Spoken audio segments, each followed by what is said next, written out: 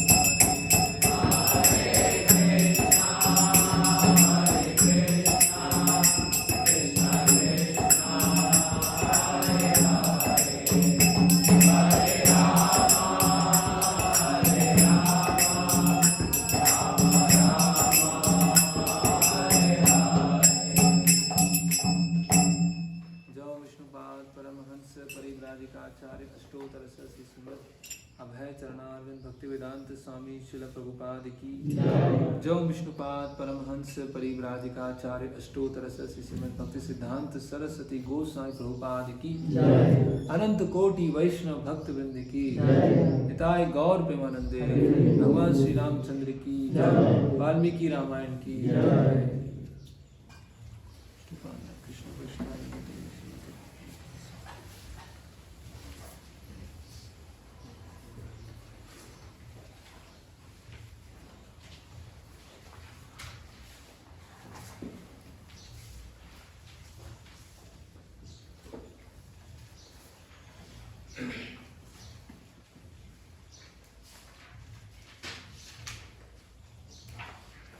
ओम नमो भगवते वासुदेवाय ओम नमो भगवते वासुदेवाय ओम नमो भगवते वासुदेवाय ओम नमो भगवते वासुदेवाय ओम नमो भगवते वासुदेवाय ओम नमो भगवते वासुदेवाय ओम ज्ञानतिमिरन्धस्य ज्ञानञ्जनं शलाकया चक्षुरुन्मिलितं तस्मै श्री गुरुवे नमः श्री चैतन्य मनोभीष्टं स्थापितं येन भूतले स्वयं रूप कदा मह्यं ददाति स्वापदान्तिकं वन्देऽहं श्रीगुरो श्रीयुतपदकमलं श्रीगुरून् वैष्णवांश्च श्रीरूपं साग्रजातं सहगणरघुनाथान्वितं सजीवं साद्वैतं सावधूतं परिजनसहितं कृष्णचैतन्यदेवं श्रीराधाकृष्णपादान् सहगणललिता श्रीविशाखान्वितांश्च नमः ॐ विष्णुपादाय कृष्णपृष्ठाय भूतले श्रीमते भक्तिवेदान्तस्वामीति नाम्ने नमस्ते सारस्वते देवे गौरवाणी प्रचारणे निर्विशेष शून्यवादी पाश्चात्य देशे तारणे जय श्री कृष्ण चैतन्य प्रभु नित्यानंद श्री अद्वैत गदाधर शिवासादि गौर भक्तवृंद हरे कृष्णा कृष्ण हरे हरे, हरे राम राम राम हरे हरे। रामाय रामचंद्राय रामचंद्राय वेदसे रघुनाथाय नाथाय सीताय पतये नमः। हरे कृष्णा। तो 2 दिन से आप लोग भगवान राम की लीलाओं के बारे में, उनके चरित्र के बारे में, उनके गुणों के बारे में श्रवण कर रहे हैं। तो इसको राम लीला बताया जाता है। जिस तरह से कृष्ण लीला है, चैतन्य लीला है, राम लीला है। लीला का मतलब क्या होता है कि हमेशा, इटर्नल, हमेशा चलने वाली जो होती है। जो हम कोई किसी व्यक्ति के बारे में या कोई घटना के बारे में चर्चा करते हैं, एक साधारण व्यक्ति है या साधारण घटना है, तो वो पास्ट टेंस में होती है ना। वो बीत गई, वो ऐसा लगता है वो बीत चुका है। जो बीता हुआ है अभी उसके बारे में फिर से हम रिकॉल कर रहे हैं। जो पीछे जा चुका है उसको रिकॉल कर रहे हैं। लेकिन भगवान की जो लीलाएं होती हैं वो नित्य रूप से चलती रहती हैं। नित्य रूप से भगवान की लीलाएं, इस भौतिक जगत में भी भगवान आते हैं, वहाँ पे अपनी लीलाएं करते हैं, या उनका जो आध्यात्मिक जगत है, गोलोक वृंदावन है, अयोध्या धाम है, या फिर वैकुंठ धाम है, वहाँ पर भगवान की लीलाएं नित्य रूप से चलती रहती है। तो हमारा जो वैदिक संस्कृति है उसमें रामायण और महाभारत, ये 2 प्रमुख इतिहास हैं, उनके बारे में बार बार चर्चा की जाती है। चर्चा क्यों की जाती है? क्योंकि एक तो वृत्तांतों के द्वारा, है ना, इतिहास के जो भगवान की लीलाएं हैं उनके माध्यम से जब हम सुनते हैं तो अधिक अच्छे से शिक्षाओं को ग्रहण कर पाते हैं, है ना। जैसे व्यासदेव जी वहाँ बताते हैं प्रथम स्कंद में, स्त्री शूद्र द्विज बंधु नाम त्रैना श्रुति गोचर, कि इन 3 लोगों को श्रुति समझ में नहीं आएगी। कौन कौन है? स्त्री, शूद्र और द्विज बंधु। द्विज बंधु मतलब जो ब्राह्मण या क्षत्रिय कुल में जन्म हुआ है लेकिन उनके अनुसार उनका गुण नहीं है। तो हम देखेंगे कि पूरी जनसंख्या तो इसी कैटेगरी में आती है, शूद्र, कलो शूद्र संभव।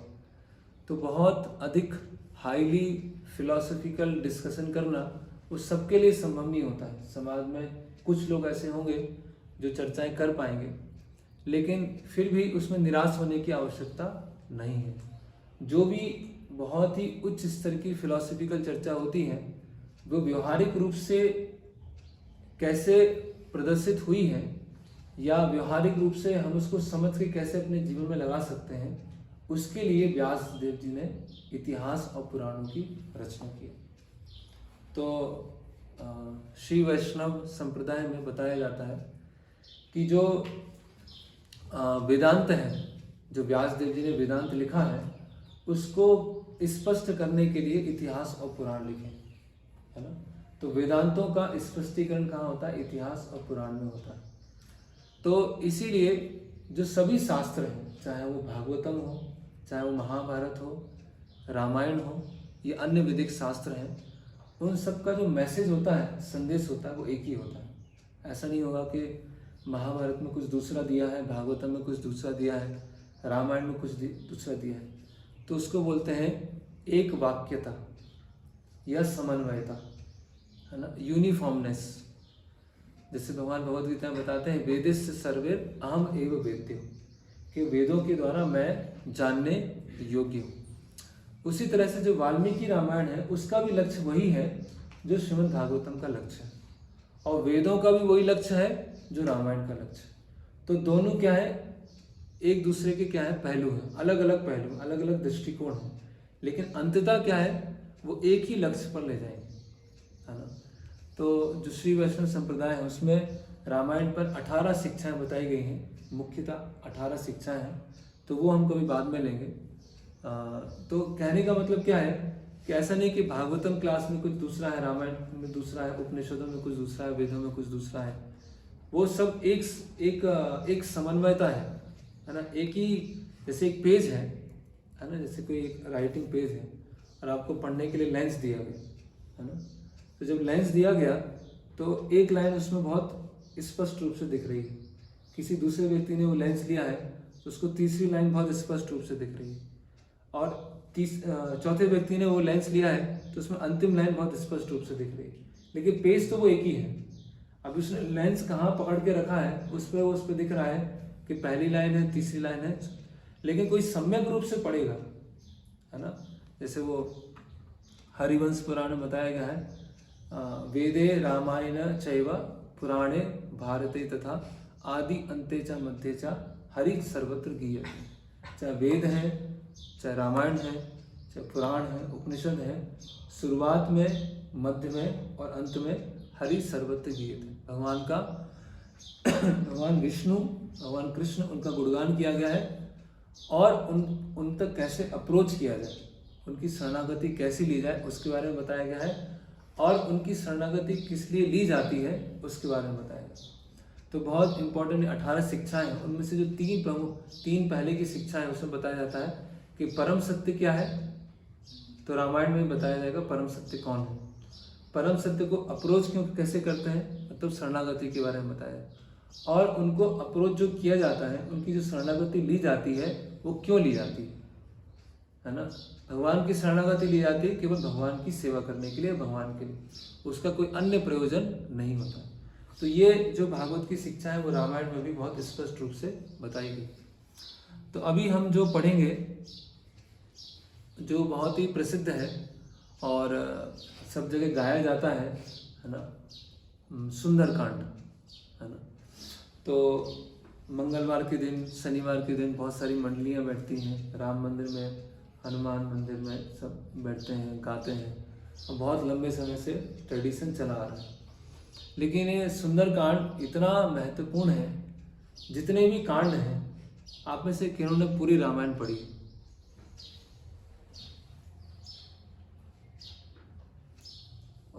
बाकी तो कई चीजें समझ में नहीं आएंगी। रामायण देखी किसी ने? रामानंद सागर की बहुत लोगों ने देखी, तो कुछ हिंट पता होगा, लेकिन कई बहुत सारी चीज़ उसमें गलतियां भी हैं। तो सभी जितने कांड हैं, जो 7 कांड हैं, उन कांड जो है उसका नाम, उसमें क्या लीलाएं चल रही उसके आधार पर रखा गया है ना। जैसे बाल कांड है, तो बाल कांड में क्या है, भगवान राम उनका प्राकट्य हो रहा है, उनके विश्वामित्र मुनि के साथ शिक्षा हो रही है, और विवाह तक के बारे में बताया गया है। प्राकट्य से लेकर विवाह तक जो है, और विवाह के बाद कैसे अयोध्या पहुंचते हैं उसके बारे में बाल कांड में बताया गया। तो अयोध्या कांड में भगवान राम का राज्याभिषेक का प्रारंभ होता है, वहाँ से लेकर मुख्यतः जो अयोध्या और अयोध्या वासियों के साथ जो चर्चाएं हुई हैं, जो उनका आदान प्रदान हुआ है, वो उसमें बताया गया। फिर अरण्य कांड, अरण्य मतलब जंगल, तो दंडकारण्य, दंडकारण्य। तो अरण्य कांड में मुख्यतः भगवान जो पंचवटी में रहते हैं 13 वर्षों के लिए, वो अरण्य कांड में बताया गया। फिर आता है किष्किंधा कांड, है ना। तो किष्किंधा कांड में क्या है, जो किष्किंधा राज्य है, किष्किंधा साम्राज्य, जहाँ पर सुग्रीव वाली रहा करते थे, वहाँ पर भगवान कैसे आदान प्रदान करते हैं उसके बारे में बताया गया। ठीक है। फिर सुंदरकांड है, तो इस पे आते हैं। फिर है युद्ध कांड। तो युद्ध कांड में क्या है, समझ नहीं आ रहा है, मतलब युद्ध मतलब युद्ध हो रहा है ना। और उत्तर कांड मतलब, उत्तर मतलब कंक्लूजन, उपसंहार, निष्कर्ष, वो उत्तर कांड में। लास्ट में रामायण सुनने की फलश्रुति क्या है, कि अंतिम में भगवान के भक्तों का क्या हुआ, वो सब उत्तर कांड में। ठीक है। लेकिन सुंदर कांड में क्या है ना, लेकिन तो वो लीला के अनुसार नहीं है वो सुंदर कांड। उसमें बहुत सारी ऐसी शिक्षाएं हैं, है ना, कि गुरु के क्या लक्षण होते हैं, गुरु क्या कार्य करते हैं, एक भक्त के क्या लक्षण होते हैं, है ना, गुरु और जीव का आपस में आदान प्रदान क्या होता है, सर्वश्रेष्ठ सेवक कौन होता है। ऐसे बहुत सारी अलग अलग शिक्षाएं उस सुंदरकांड में बताई। और सबसे बड़ी शिक्षा उस सुंदरकांड में बताई गई है कि एक भक्त जब दूसरे भक्त से मिलते हैं तो क्या चर्चाएं होती हैं, वो इतना सुंदर होता है, इसके कारण उसका नाम क्या रखा गया है, सुंदरकांड, है ना। तो सुंदरकांड में आने से पहले तो अब आप में से किसी को याद है सुंदरकांड, जो तुलसीदास जी ने लिखा है अवधी भाषा में?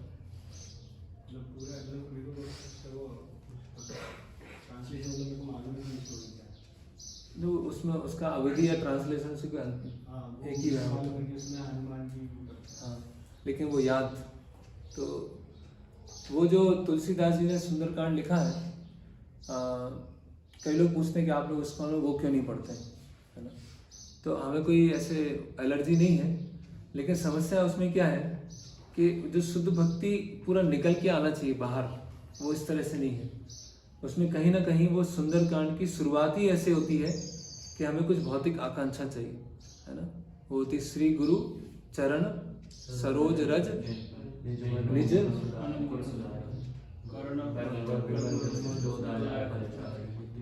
बुद्धिहीन तन जान के कुमार बल बुद्धि विद्या देहु हरहु कलेश विकार, है ना। लेकिन सुंदरकांड में क्लेश ही क्लेश है।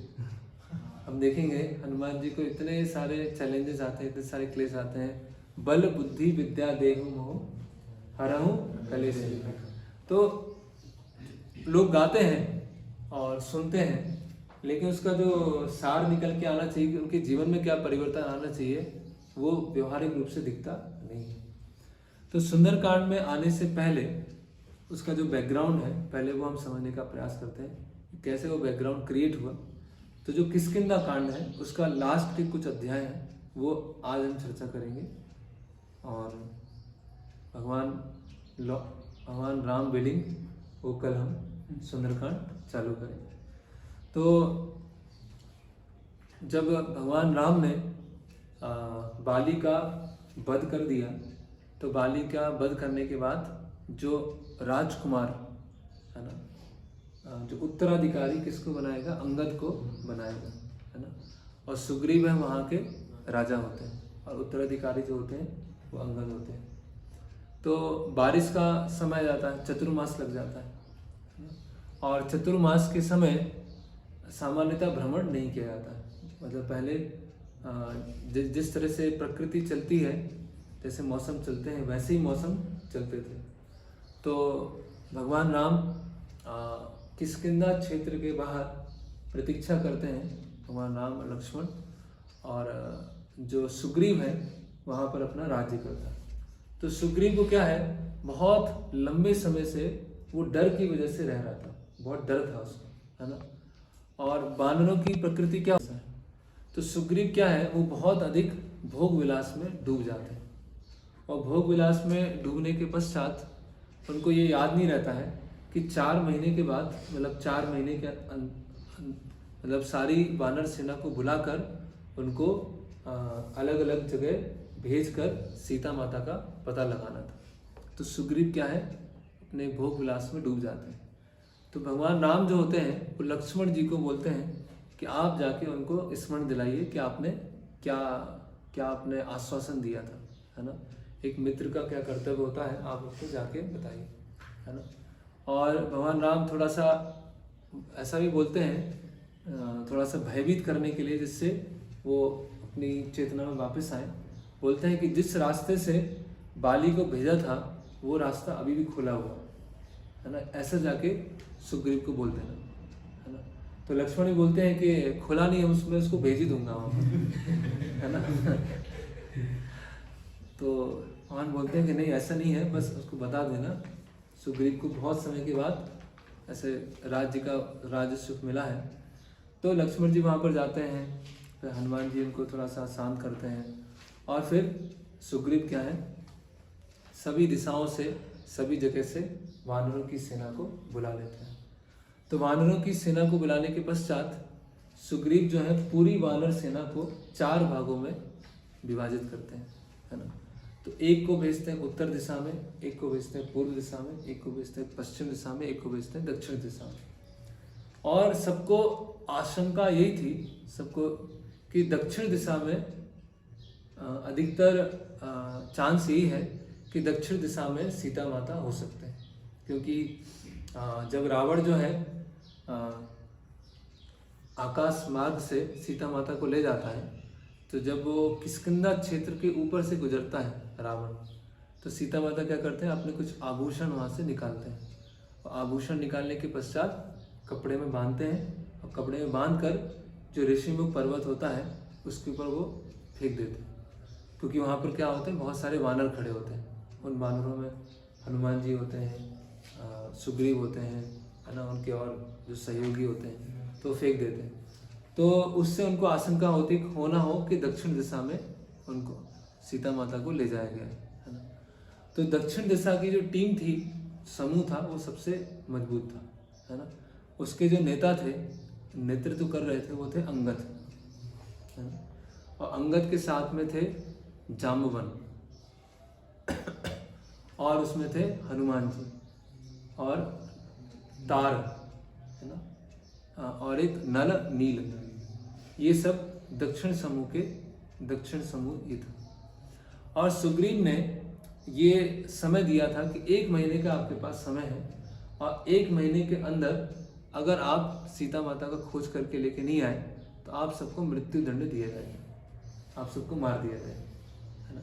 तो सबके मन में क्या था, बहुत भय था। तो जो उत्तर, पूर्व और पश्चिम का समूह था, वो 1 महीने के अंदर वापस आ गए, और उन्होंने बताया कि हम खोज नहीं पाए। और ऐसा नहीं कि उत्तर पूर्व पश्चिम जो भारत है उसका उत्तर पश्चिम, मतलब उत्तर में दिशा में जाते जाएंगे स्वर्ग लोग मिलेंगे, बिल्व स्वर्ग मिलेगा, अलग अलग लोक मिलेंगे, सब कुछ छान मारे। जो 14 लोगों का वर्णन देखते हैं जो अपने गोलोक चार्ट में आता है, उनमें से कई लोग हैं वहाँ पे वो वानर सब चलेगा, हर दिशा में चलेगा। लेकिन जो दक्षिण वाला ग्रुप था वो 1 महीने के बाद वापस नहीं लौटा, है ना। तो क्या होता है कि हनुमान, अंगद और तार, है ना, ये गुफाओं में, जंगलों में, झीलों में, सब जगह ढूंढते चलते जाते हैं। और हनुमान जी ने व्यक्तिगत रूप से बहुत अधिक मतलब प्रयास करके, बहुत अधिक परिश्रम करके पूरा हर जगह देख लिया, लेकिन कहीं भी सीता माता नहीं मिलते। तो जब ऐसे वानर सेना चलती जाती है तो एक गुफा आती है ना, और वो क्या है, 1 महीने का समय निकल चुका होता है, लेकिन 1 महीने का उनको डर था कि वापस जाएंगे तो सुग्रीव क्या है, मृत्यु दंड दे सकते हैं। तो एक गुफा आती है, उस गुफा का नाम था ऋक्षबिल, है ना। और ऋक्षबिल गुफा, और वो बहुत भूखे हैं, बहुत प्यासे हैं, है ना, कुछ खाया नहीं है बहुत दिनों से, सब ढूंढ रहे हैं, है ना, सब खोज कर रहे हैं। तो ऋक्षबिल के अंदर प्रवेश करते हैं, और ऋक्षबिल के अंदर जब प्रवेश करते हैं तो क्या होता है, बहुत सारा अंधेरा होता है। तो जो पूरी जो दक्षिण भाग का जो पूरा वानर का समूह था वो विचलित हो जाता है कि ये हो क्या गया, हम किस गुफा के अंदर प्रवेश कर गए, है ना। और गुफा में जब चलते जाते हैं तो वो गुफा क्या थी, वो मय दानव ने बनाई थी। तो मय दानव वो असुरों के आर्किटेक्ट हैं, और कुछ ऐसे चीज़ें बनाते हैं, बहुत विचित्र चीज़ें बनाते हैं, है ना। जैसे पांडवों के लिए वो बनाया था मायसा, है ना, इंद्रप्रस्थ का वो सभागृह बनाया था। तो वो लोग जो पूरे वानर सेना है वो चलती जाती, और मय दानव ने अपनी पुत्री के लिए बनाया था, है ना। तो पुत्री की एक वो थे, फ्रेंड बोल सकते हैं, मित्र थे, जिसका नाम था स्वयं प्रभा, है ना।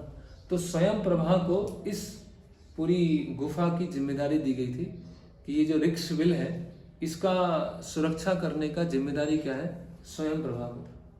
तो वानर सेना चलती जाती है, और उनको भूख प्यास सताई जा रही है, 1 महीने का टाइम निकल गया है, चल रहे हैं, और कुछ दूर तक देखते हैं कि कुछ आवाज़ आ रही है, कुछ पानी की आवाज़ आ रही है, या कुछ सुगंधित पुष्प की या फलों की सुगंध वहाँ तक उन वानरों तक पहुँच रही है। तो उनको कुछ आशा होती है कि आसपास कुछ पानी का स्रोत है या फल लगे हुए हैं, इसलिए हम चलते जाते हैं। और चलने के बाद क्या होता है, वहाँ पर स्वयं प्रभा आती है ना।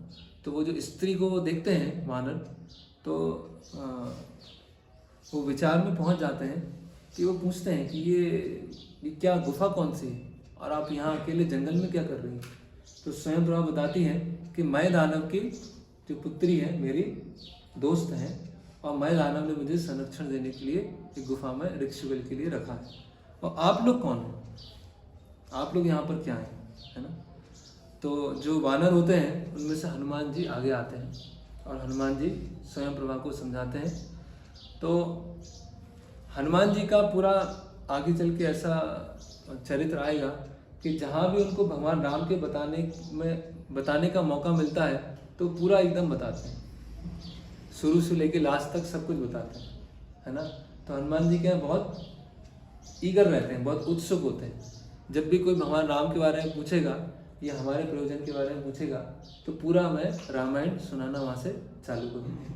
तो स्वयं प्रभा बोलती है, से जो पूछते हैं तो हनुमान जी बताते हैं कि जो इक्ष्वाकु वंश के जो राजा हैं दशरथ, उनकी आज्ञा का पालन करने के लिए जो भगवान जो राम है, लक्ष्मण है, सीता है, वो अयोध्या से निकले और उसके पश्चात पंचवटी में काफ़ी समय रहे।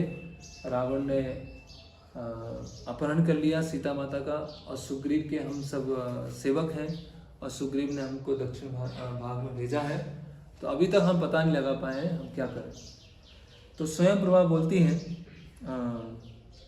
कि मुझे कुछ आशंका है कि मैं आपको दक्षिण, जो सबसे दक्षिण भाग है, मैं वहाँ तक आपको पहुँचा सकती हूँ। उसके बाद आगे क्या करना है वो मुझे पता नहीं, है ना। तो आप लोग क्या कीजिए, अपनी आंखें बंद कर लीजिए।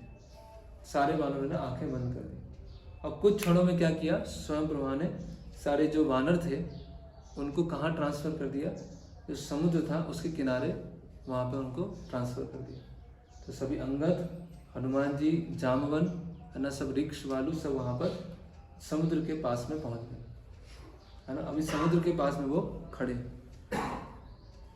तो जो समुद्र के पास में जो खड़े हैं तो इतना विशाल समुद्र देखते हैं, इतना विशाल समुद्र देखते हैं, तो उसको देखने के बाद क्या हो जाता है, बहुत निराश हो जाता है। अभी नेतृत्व तो कौन कर रहे हैं उस दल का, अंगद कर रहे हैं।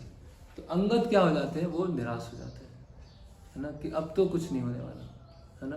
पहले तो 1 महीना पूरा हो गया, फिर उस जो ऋक्षविल था उसमें हम परेशान हुए, है ना। अभी समुद्र के नज़दीक खड़े हुए और इतना विशाल समुद्र है, इतना विशाल। आप में से जो यात्रा में गए होंगे तो समुद्र के पास खड़े हुए और फिर देखें वहाँ पर और फिर सोचें कि वहाँ उतना दूर जाना है मुझे, और ऐसी जगह जाना है जो पता नहीं है, किस डायरेक्शन में जाना है, कितना दूर जाना है वो पता नहीं है। तो एक निराशा या भय आएगा, है ना। तो अंगद जो है वो उनके मन में क्या आता है, एक संशय जैसा आता है, एक प्रश्न आता है कि सुग्रीव ने क्या किया, मेरे पिता को मार दिया था तो वो मुझे ही मारेगा, अगर हम यहाँ से लौटेंगे तो मुझे ही मारेगा। इसलिए क्या करते हैं, हम यहाँ से लौटते नहीं और समुद्र के पास में यहाँ ऐसे बैठ जाते हैं और मृत्यु को हम प्राप्त होंगे, बस यही करेंगे। अभी यहाँ पर अभी हमने सारी आशा छोड़ दी है ना, अब कुछ हो नहीं सकता है, तो सुग्रीव के हाथों मरने से अच्छा यहीं पर हम अपने प्राण त्याग देते हैं। इस तरह से अंगद वहाँ पर बोलते हैं। और जो दूसरे वानर होते हैं वो बोलते हैं कि हम ऐसा करते हैं, ऋक्षवेल में जाके छुप जाते हैं, है ना, तो पता ही नहीं चलेगा हम कहाँ छुप हैं। तो वहाँ पर पानी भी है, फल भी है, फूल भी है, सब है, अपना जीवन आसानी से निकल जाएगा, है ना। लेकिन हनुमान जी वहाँ बोलते हैं। तो अभी क्या होता है कि जब कोई समूह में हम कोई सेवा करते हैं, तो समूह में जब सेवा करते हैं तो जब समस्याएं आती हैं तो समस्या में आने से कभी कभी समूह 2 भाग में डिवाइड भी हो जाता है ना। एक मान लीजिए कोई बड़ी सेवा है, वो हम आप लोगों ने ड्रामा किया था अभी, है ना, तो ड्रामा में 15-20 लोग एक साथ में थे, ठीक है। तो उसमें एक लीडर है, वो लीडर बोल रहे हैं ये करना है, ये करना है, ये करना है, ये करना है, स्टेप बाय स्टेप इस तरह से करना है, ठीक है।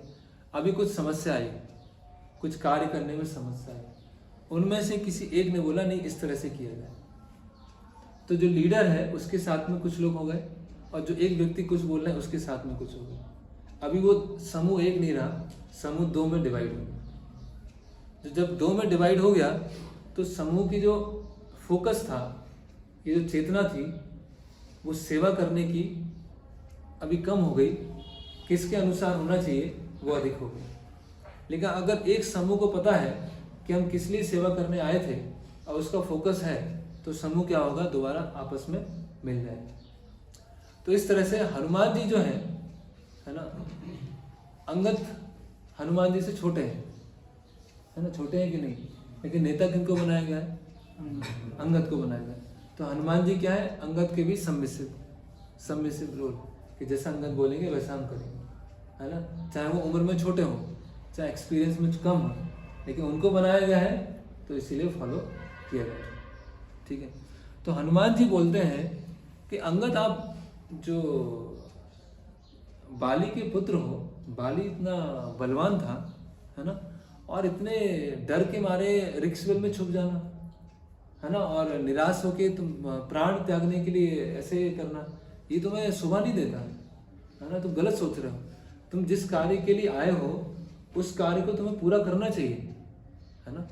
तो एक लीडर का, एक नेता का क्या चरित्र होता है, ऐसा नहीं कोई कार्य दिया गया और वो कार्य पूरा नहीं हो पा रहा है तो अभी कोई देखने वाला नहीं है, तो जो मर्जी आए वो करना चालू कर देना, है ना।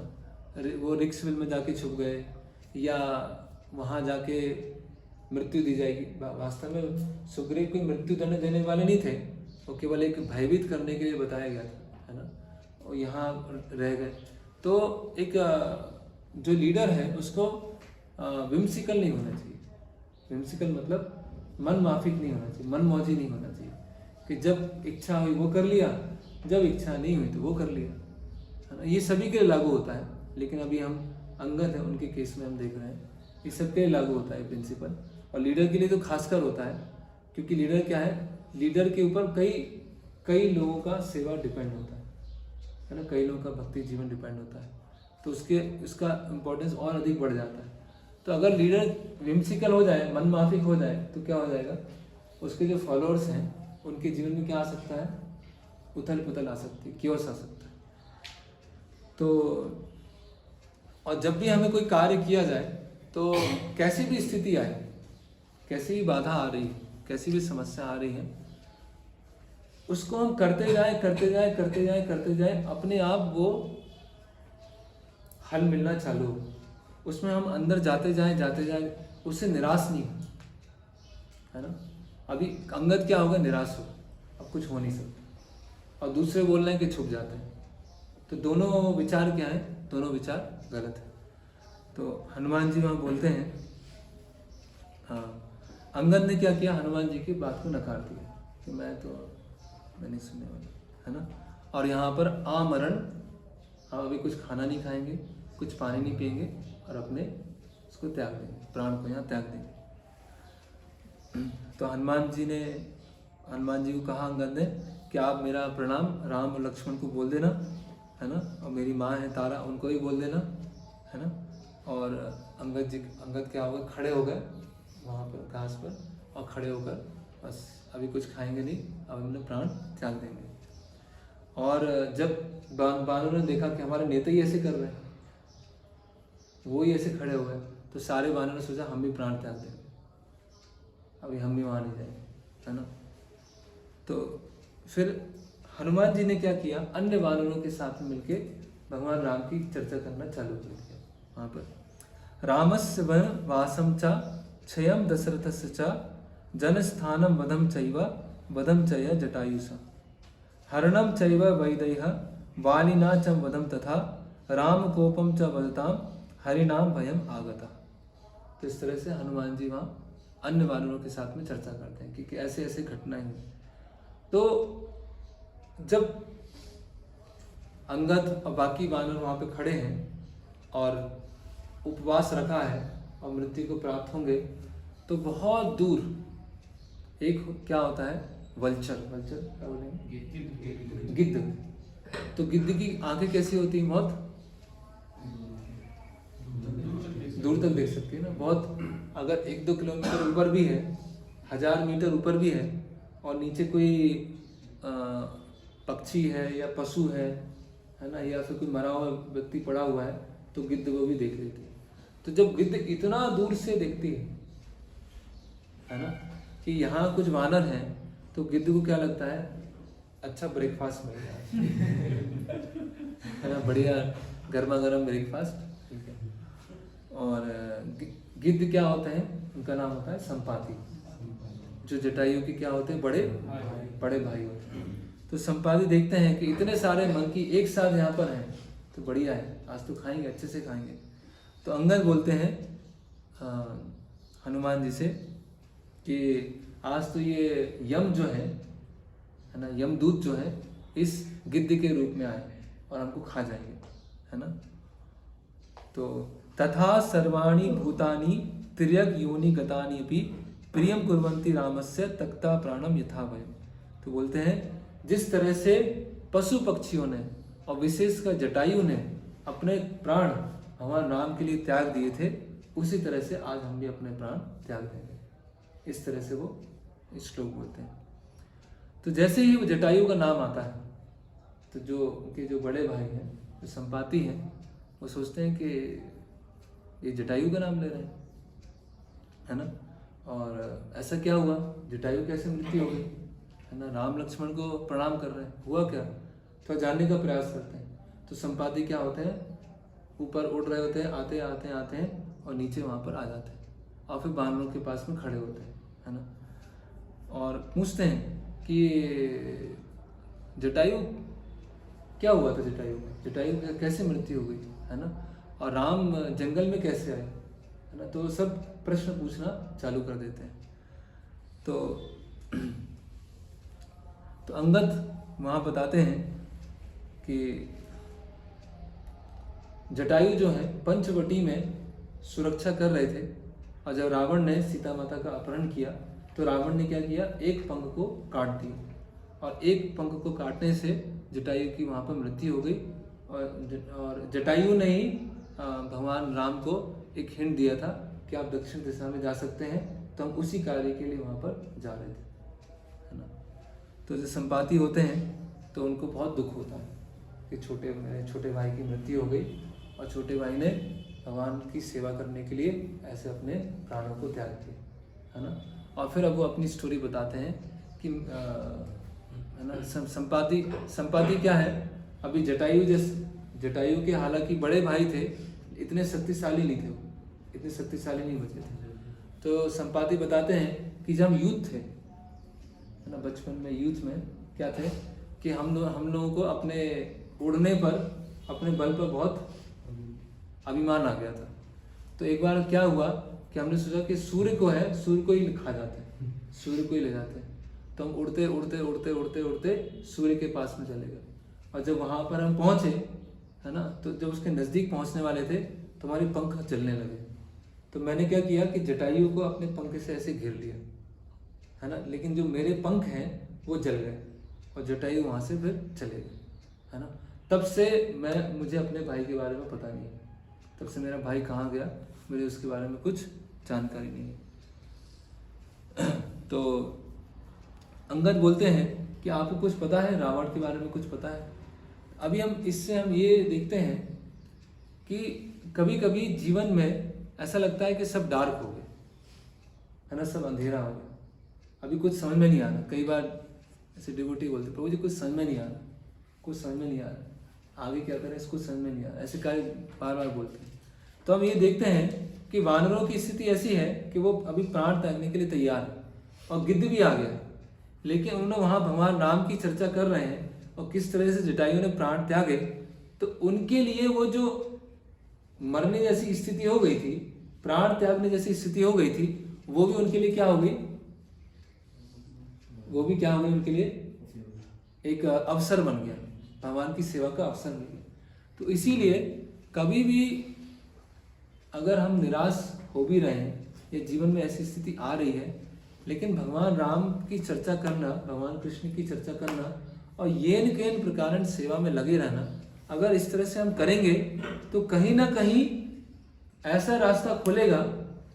मतलब क्या होता है कि कृष्णा कॉन्शियसनेस में बहुत सारे मैजिक होते हैं, है ना। ऐसे ऐसे मैजिक होते हैं भक्तों के जीवन में कि हम सोच भी नहीं पाते कि ऐसे हमारे जीवन में हो गया। हम कुछ लेके चलते हैं, हम सोचते हैं हम ये करेंगे, हम ये करेंगे, और कुछ ऊपर उल्टा ही हो जाता है, कुछ दूसरे हो जाता है, और फिर लगता है अरे मेरे जीवन में ऐसा हो गया। लेकिन क्या है, उसमें भगवान का हस्तक्षेप है, यह भगवान के भक्तों का हस्तक्षेप है।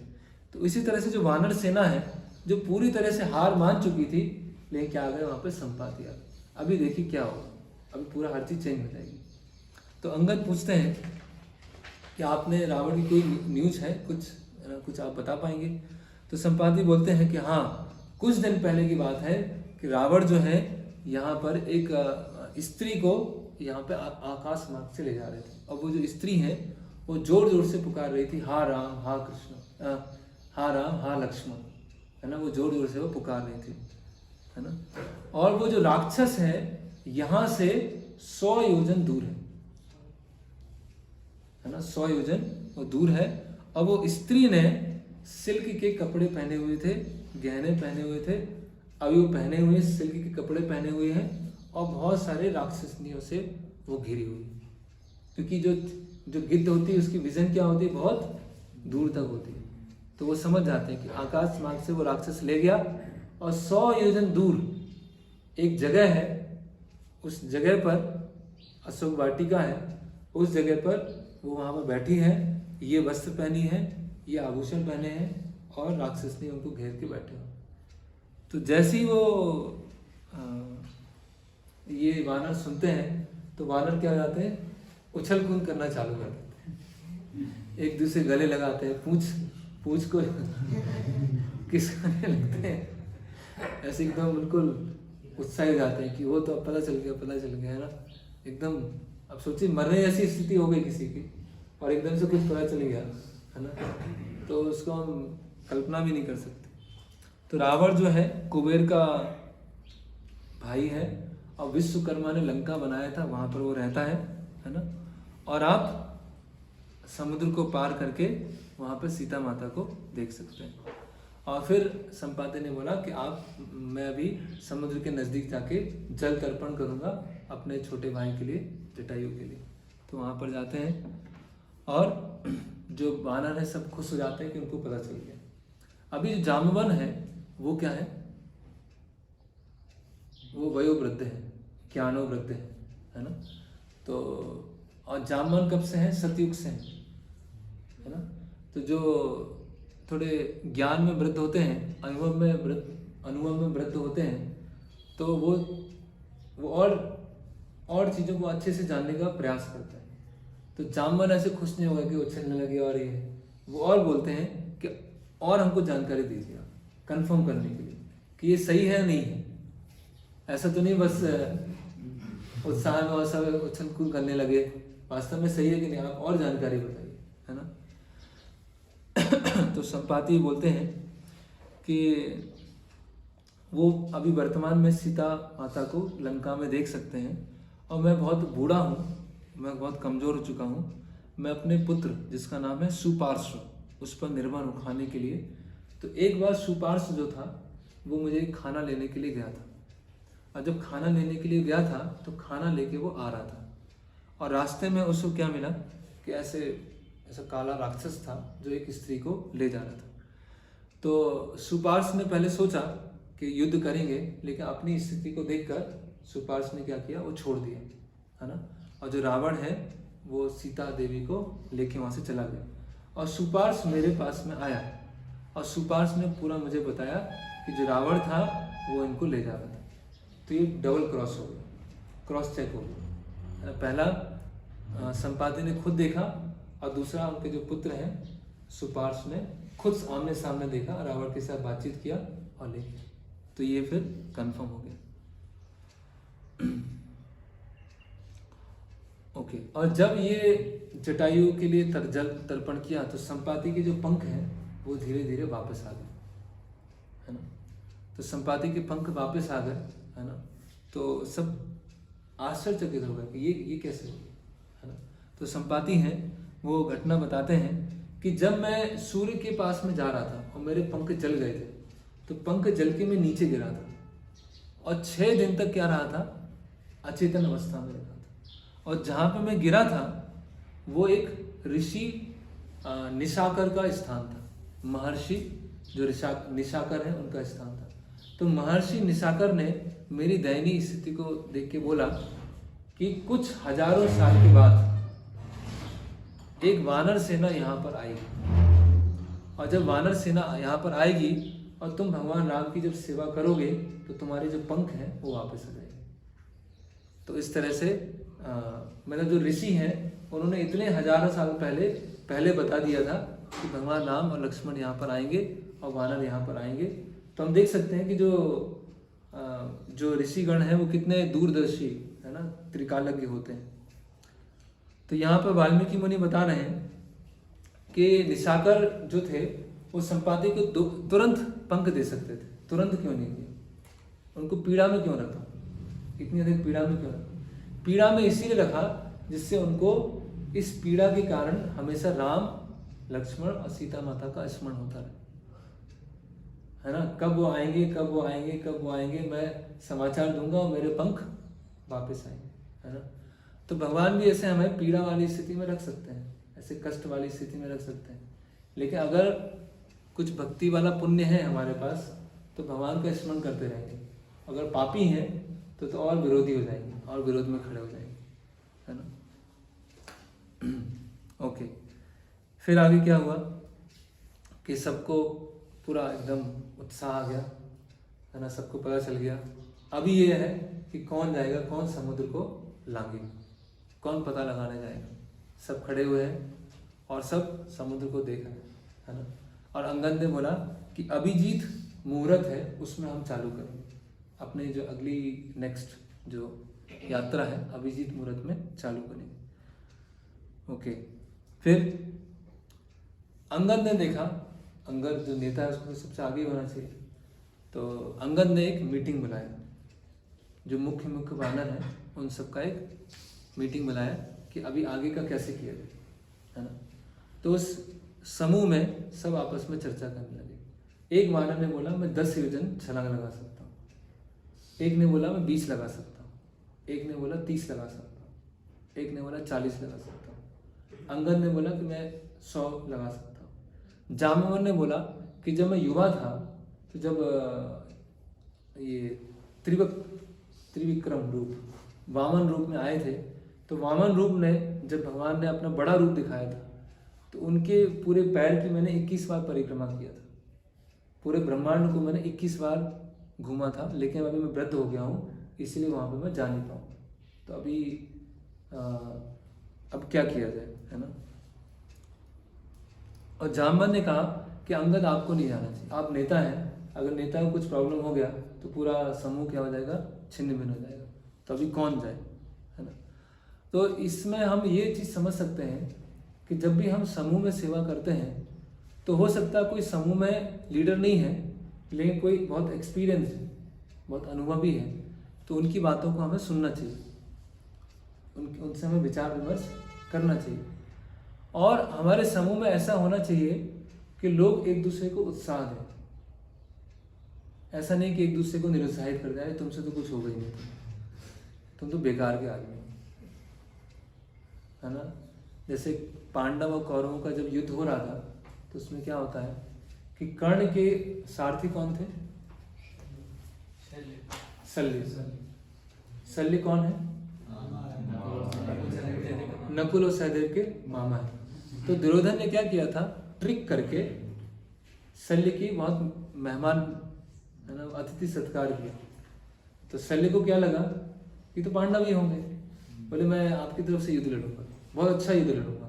तो पता चला ये तो दुर्योधन निकला, है ना। तो शल्य ने सोचा अब तो मैंने बोल दिया, वचन दे दिया, अब तो करना ही पड़ेगा। तो शल्य ने बोला कि मैं कर्ण का रथ चलाऊंगा और जो मर्जी आएगी वो मैं बोलूंगा, बोलने से मुझे कोई रोकेगा नहीं। लेकिन कर्ण का रथ, क्योंकि कर्ण क्या था, अर्जुन का रथ कौन चला रहे थे, कृष्ण। तो कर्ण का रथ चलाने वाले कोई दमदार होना चाहिए। तो महारथी कौन थे? शल्य। तो शल्य, तो अर्जुन के सारथी हो गए कृष्ण और कर्ण के सारथी को शल्य। तो शल्य का एक काम था कि कर्ण को निरुत्साहित करते रहना, बस उनका एक ही काम था। तुम कुछ नहीं कर पाओगे, अर्जुन के सामने तुम कुछ भी नहीं हो, अर्जुन तुमको वैसे ही हरा देगा। इतना बोल बोल के कर्ण का जो आधा पावर था वैसे खत्म हो गया। तो अगर हमारे आसपास ऐसे लोग हैं जो हमको निरुत्साहित करते रहते हैं, कि वो निगेटिव ही बात करते हैं और हमको यही बोलते रहते हैं कि तुमसे कुछ होने ज़्यादा नहीं है, तुमसे कोई भक्ति नहीं होगी, तुमसे कुछ नहीं हो, तुम किसी काम के ही नहीं हो, तो आधे तो वैसे चला जाएगा। लेकिन जामवन यहाँ क्या कर रहे हैं वो, है ना। तो और ऐसा भी होता है कि कुछ क्या होते हैं, जो एक्सपीरियंस लोग होते हैं, किसके अंदर क्या क्षमता है उसको देखकर उनको भगवान की सेवा में कैसे लगाना है वो उसको देख पाते हैं। तो जामवन को पता है कि अभी वो कार्य कौन करेंगे, वो कार्य को अंजाम कौन देने वाले। तो जामवन क्या करते हैं, वीर वानर लोकस्य सर्वशास्त्र विदाम वरा तुष्णीम एकात्म आश्रित हनुमान किम न चलपसी, है ना। कि तुम बोलते हैं कि वानरों में सबसे सर्वश्रेष्ठ, जिसकी बुद्धि और विवेक का कोई तुलना नहीं है, तो हनुमान तुम चुपचाप क्यों खड़े हो, कोई बोलते तो नहीं तुम, है ना। पक्ष्या यत बलम तस्य तावत भुज बलम तव विक्रमम च अपि वेगा चाना ते बना। और तुम्हारी एक एक बाहु में, है ना, एक एक हाथ में, पैर में गरुड़ जी के समान शक्ति है ना। और 3 लोग ही इस समुद्र को पार कर सकते हैं। कौन है? वायुदेव, गरुड़ और तीसरे तुम, हनुमान। तुम ही पार करोगे और कोई नहीं करेगा। और हनुमान जी अपना चुपचाप खड़े सुन रहे हैं, है ना। बलम बुद्धि च तेजस च सत्यम च हरि सत्तमम विशिष्टम सर्वभूतेषु किम आत्मना सज्जसे, है ना। कि तुम्हारे अंदर शक्ति है, तुम्हारे अंदर बुद्धि है, तुम बहुत तेज हो, तुम्हारे अंदर पुरुषत्व है, सब कुछ तुम्हारे अंदर है, तुम चुपचाप मत खड़े रहो, अभी समय आ गया है करने का, है ना। और इसके बाद हनुमान जी का जन्म कैसे होता है उसकी वो घटना जामवन यहाँ पर बताते हैं कि जो वायुदेव होते हैं, है ना, माता अंजना, है ना, अंजना को देखते हैं और विदाउट एनी फिजिकल कांटेक्ट उनका गर्भ धारण हो जाता है, अंजनी। तो इसीलिए हनुमान जी का एक नाम क्या है? अंजनी या केसरी नंदनी, केसरी नंदनी बोलते हैं, पवन पुत्री बोलते हैं, क्योंकि पवन उनके माध्यम से जो गर्भ धारण हुआ अंजनी को, है ना। मारुतस्य और ऐसा पुत्रा तेजसा अपि तत्समा त्वम ही वायु सुतो वत्स प्लवेन चा अपि तत्समा। तो हनुमान जी को एक श्राप मिला था बचपन में। क्या श्राप मिला था? बहुत शैतान करते थे, बहुत बदमाश, है ना। ऋषि मुनियों को कमंडलू फेंक दिया, उनको परेशान किया। तो ऋषि मुनियों ने क्या किया? क्या श्राप दिया था? शक्ति को आप भूल जाओगे, स्मरण नहीं। तो कोई आपको स्मरण दिलाएगा तो आप शक्ति को उपयोग करो। तो हनुमान जामवन क्या है? उनको शक्ति को स्मरण दिला रहे हैं। उत्तिष्ठ हरि शार्दूल, कि एक शेर के समान उठो, है ना। पारा ही सर्वभूतानाम हनुमान या गति तव, है ना, कि तुम अपनी गति के द्वारा, शक्ति के द्वारा इस कार्य को करो। तो इस तरह से हनुमान जी में पूरा एकदम जोश आ जाता है, उत्साह आ जाता है कि अभी मैं इस कार्य को अंजाम मैं दूंगा। तो हनुमान जी कैसे महेंद्र पर्वत पे जाते हैं और कैसे वहाँ पे अपने साइज का विस्तार करते हैं, कैसे छलांग लगाते हैं, उसके बारे में फिर हम कल चर्चा करेंगे। ठीक है, हरे कृष्ण। किसी कोई प्रश्न?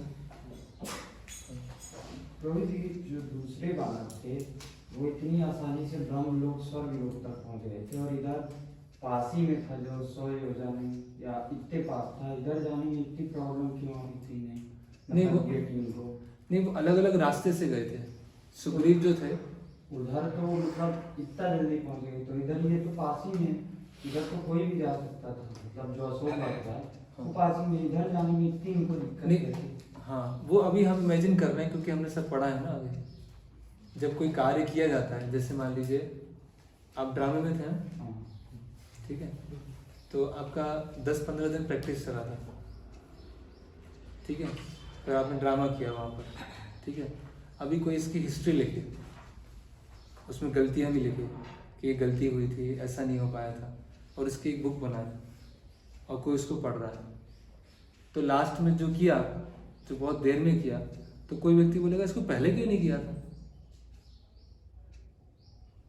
ये पहले क्यों नहीं हुआ, ये बाद में क्यों नहीं हुआ, क्योंकि उस परिस्थिति में क्या घट रहा है उसको केवल अपनी हम छोटी बुद्धि से नहीं समझ सकते। तो दक्षिण में उन्होंने भी बहुत खोज किया था, लेकिन पता नहीं ना किस डायरेक्शन में जाना है, कहाँ पर जाना है, समुद्र में इधर जाना है, समुद्र में उधर जाना है, समुद्र में यहाँ जाना है। जितना स्थल का भाग था, जितना जमीन का भाग था, वो सब उन्होंने देख लिया था। तो जमीन का सारा भाग देखने के पश्चात अब किस दिशा में जाएंगे, 1 महीना पूरा हो गया, इसीलिए वो उन्होंने बोला कि अभी हम अब क्या कर सकते, समझ में नहीं आ रहा। और कुछ जैसे आपने बताया था कि श्री व्यासदेव प्रथम स्कंद में बोलते हैं कि स्त्री और द्विजबंधु और शूद्र ये मतलब तत्व ज्ञान नहीं ले पाएंगे सीधा, तो उन्हें स्टोरी से माध्यम समझाना पड़ेगा। तो प्रभु फिर मतलब ये कलिंग में कल शूद्र संभव वो है, तो हम मतलब तत्व ज्ञान पर उतना बल देने के बजाय हम मतलब ये श्रुतियाँ जो कथाएं हैं उनको हम एम्फेसिस क्यों नहीं देते? नहीं देते हैं ना, जैसे भगवत गीता है, जी ये श्रीमद् भागवतम है। श्रीमद् भागवतम तो सबसे लास्ट में लिखी गई है। हम उपनिषद कहाँ चर्चा करते हैं, हम वेदों पे कहाँ चर्चा करते हैं, हम भगवत गीता पे चर्चा करते हैं। भगवत गीता क्या है, श्रुति भी है, स्मृति भी है, सब कुछ है उसमें। महाभारत बोली इसी गई, महाभारत का पूरा पर्पज ही था कि भगवत गीता को समझना। और श्रीमद् भागवतम में क्या है, तो उन लीलाओं को अगर हम तत्व ज्ञान के लेंस से नहीं देखेंगे तो उन लीलाओं को हम साधारण समझ सकते हैं, इसीलिए उस पर जोर दिया है। वहीं पर हम देखते हैं जैसे बाकी बाहर जो रहते हैं वो 7 दिन की कथा पंडाल की कथा होती है, उनमें मतलब तत्व ज्ञान वो नहीं समझाते, परंतु कथा जो करते हैं उसके माध्यम से मतलब थोड़ा बहुत वो मिलता है। तो वैसा हमारे यहाँ परंपरा ऐसी नहीं, कथा के साथ तत्व ज्ञान होना चाहिए। कथा के साथ तत्व ज्ञान, केवल कथा होगी तो नहीं समझ पाएंगे। और मतलब तत्व ज्ञान प्रभु अकेले वो रहेगा, कथा नहीं रहेगी तो हाँ, समस्या पे इसीलिए कथा भी होना चाहिए। समस्या क्या है कि हम जो उपनिषदों में या वेदों में बहुत जो डिटेल होता है उस पर चर्चा नहीं करते, हम करते हैं बेसिक फिलोसफी, भगवत गीता और भागवत फिलोसफी चर्चा करते हैं। तो जब हमारा बेसिक क्लियर हो जाता है तो हम कथा को अच्छे से समझना चालू करेंगे। हम केवल जो तत्व ज्ञान, जो शुष्क ज्ञान होता है उसको चर्चा नहीं करते, हम संबंध ज्ञान की चर्चा करते हैं। तो संबंध ज्ञान को समझने से फिर लीला कथाएं आसानी से समझ पाएंगे। भागवत में भी तत्व ज्ञान है, अमल पुराण उसमें तत्व ज्ञान है। तब 10वें स्कंद में भगवान कृष्ण की लीला आई। और एक्चुअली इस टॉपिक से नहीं है, लेकिन बहुत बार प्रश्न पूछा है कि दशरथ महाराज चक्रवर्ती सम्राट थे उस समय भारतवर्ष के, तो रावण भी था उस समय, तो मतलब रावण ने उनका एम्पररशिप स्वीकार नहीं किया था। उसमें क्या है कि जो लंका है, लंका के बारे में भी अलग अलग वर्णन आता है कि जैसे पूरा पृथ्वी लोक है, तो ऐसा आवश्यक नहीं है कि वो लंका जो था वो भारतवर्ष का पार्ट, वो एक अलग डायमेंशन में भी हो सकता है। और लंका जो कुबेर की राजधानी थी, जो स्वर्ग से आई थी, तो कुबेर की राजधानी को चुरा कर उसने रावण ने स्थापित किया था, है ना, समुद्र के बीच में स्थापित किया। तो एज सच वो पूरे भारतवर्ष का, पृथ्वी का भाग नहीं था, चोरी से लाकर एक जगह स्थापित किया था उसे।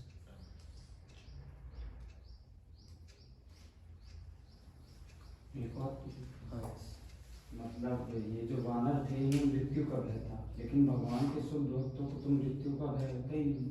मतलब जो शरणागत होते हैं उनको मृत्यु का तो कोई वही नहीं होता, तो इन लोगों को मृत्यु का भय कैसे आ रहा है? हाँ, ये तो शुद्ध इसमें क्या होता है कि जब भगवान की हम सेवा कर रहे हैं, ये भगवान के सारे उच्च स्तर के भक्त हैं, ठीक है। अगर ये उच्च स्तर के भक्त नहीं होते तो लंका में जाके अपने प्राण नहीं त्यागते थे। जब लंका में वो गए और इतने असुरों के साथ उन्होंने युद्ध किया तो बहुत सारे लोगों ने प्राण त्याग दिया। तो अंत में जब देवी देवता आते हैं, इंद्र आते हैं, ब्रह्मा आते हैं, तो भगवान राम से बोलते हैं कि आपको हम कुछ वरदान देना चाहते हैं। तो भगवान राम क्या बोलते हैं कि जितने भी वानर लोगों की यहाँ पर क्षति हुई है या जिनकी मृत्यु हुई है वो सब ठीक हो जाए। तो वानरों को क्या था कि अंगद ने क्या बोला कि अगर मैं वापस जाऊंगा तो सुग्रीव मुझे मार सकता है, क्योंकि सुग्रीव ने मेरे पिता को मारा था, ठीक है। तो अंगद के साथ में कौन हो गए? अंगद कौन है? लीडर। तो लीडर के साथ में क्या हो गए? बहुत सारे फॉलोअर्स भी हो गए। तो कुछ लोग किनके साथ में चले गए? हनुमान जी के साथ में चले गए। और जो अधिकतर लोग किनके साथ में चले गए? अंगद के साथ में चले गए। तो भक्तों को मृत्यु का भय नहीं होता है, लेकिन उन्होंने सेवा नहीं किया है और सुग्रीव उनको मृत्यु दंड दे सकते हैं, तो इससे अच्छा है कि यहीं मर जाओ, इससे अच्छा है कि यहीं मर जाओ। तो भगवान के शुद्ध भक्तों का जो आदान प्रदान होता है ना। अभी जैसे हम देखते हैं कि भगवान अपने भक्तों से डर जाते हैं, डरते हैं कि नहीं डरते? तो उसको कैसे समझेंगे? वो एक रस का आदान प्रदान है। जैसे कुंती महारानी बोलती हैं कि मैं ये चित्र को देखकर मुझे बहुत आश्चर्य हो रहा है कि जो साक्षात भय है, जिनसे भयभीत है, वो कृष्ण यशोदा माँ की लाठी से भयभीत हो गए। साक्षात भय जिनसे भयभीत है वो यशोदा माँ की लाठी से भयभीत है। तो इसी तरह से यहाँ पर क्या आ रहा है कि वो सेवा कर रहे हैं, सेवा करते समय उनको भय हुआ है ना, सेवा नहीं किया, सुग्रीव वहां मार सकते हैं। तो इसीलिए भगवान राम और लक्ष्मण का स्मरण करते हुए यहीं मर जाओ। बात तो वही कर रहे थे ना, इसलिए जटायु का नाम आया और फिर उनको हेल्प मिला। तो एक ऐसा नहीं कि बहुत सारे भक्तों की अलग अलग वैरायटी होती है, वो अलग अलग तरह से सेवा करते हैं।